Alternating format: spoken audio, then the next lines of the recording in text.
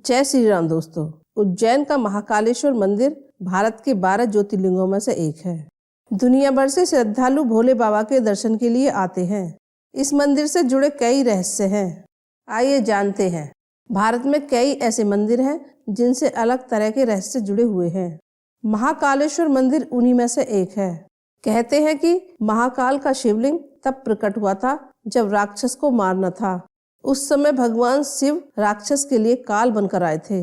फिर उज्जैन के लोगों ने महाकाल से वहीं रहने को कहा और वह वहीं स्थापित हो गए और यह शिवलिंग काल के अंत तक यहीं रहेगा, इसलिए भी महाकालेश्वर नाम दे दिया गया। इसके अलावा काल का मतलब मृत्यु और समय दोनों होता है। माना जाता है कि प्राचीन काल में पूरी दुनिया का मानक समय यहीं से निर्धारित होता था, इसलिए इसे महाकालेश्वर नाम दिया गया।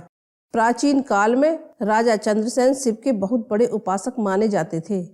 एक दिन राजा के मुख से मंत्रों का जाप सुनकर एक किसान का बेटा भी उनके साथ पूजा करने गया, लेकिन सिपाहियों ने उसे दूर भेज दिया। इसके बाद वह जंगल में पास जाकर पूजा करने लगा और वहां से उसे एहसास हुआ कि दुश्मन राजा उज्जैन पर आक्रमण करने जा रहे हैं। ऐसे में उसने प्रार्थना के दौरान यह बात पुजारी को बता दी। धीरे धीरे यह बात सभी लोगों में फैल गई और उस समय विरोधी राजा राक्षस दूषण का साथ लेकर उज्जैन पर आक्रमण करने आ रहे थे। दूषण को भगवान ब्रह्मा का वरदान था कि वो किसी को दिखाई नहीं देगा। उस समय पूरी प्रजा भगवान शिव की पूजा में लीन थी। तभी अपने भक्तों की पुकार सुनकर महाकाल प्रकट हुए और दूषण का वध कर दिया। फिर महाकाल ने उसकी राक्षस श्रृंगार किया। उसके बाद वहीं विराजमान हो गए। तब इसे भस्म आरती की परंपरा बन गई, जो आज तक चली आ रही है।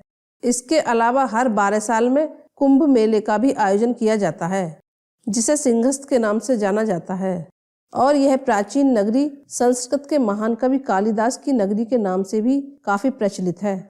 वहीं बात करें इसके प्राचीन नामों की तो उज्जैन को पहले अवंतिका और उज्जैनी के नाम से भी जाना जाता था। यह मध्य प्रदेश के 5वें सबसे बड़े शहर में है, जो अपनी धार्मिक मान्यताओं के चलते दुनिया भर में पर्यटन का प्रमुख स्थल है। तो दोस्तों, यह है महाकालेश्वर मंदिर की कहानी। अगर आपको मेरी ये वीडियो अच्छी लगी है तो लाइक करें और चैनल को सब्सक्राइब करें।